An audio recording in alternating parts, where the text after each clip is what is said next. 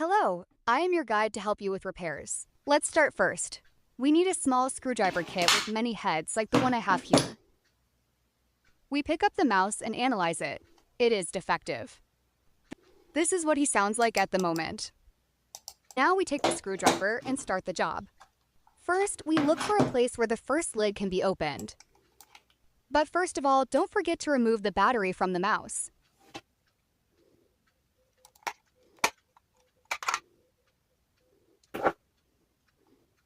Now that the mouse is safe, you can continue your work.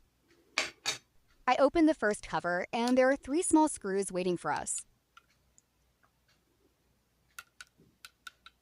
Why are you moving so slowly? Come on, hurry up. Come on, you move like a snail. You only have 3 screws.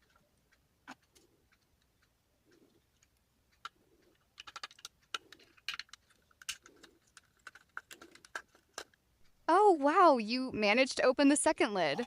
Congratulations. Now look carefully at the mouse malfunction and try to fix it in your own style. After you're done, don't forget to put it back together like Lego pieces.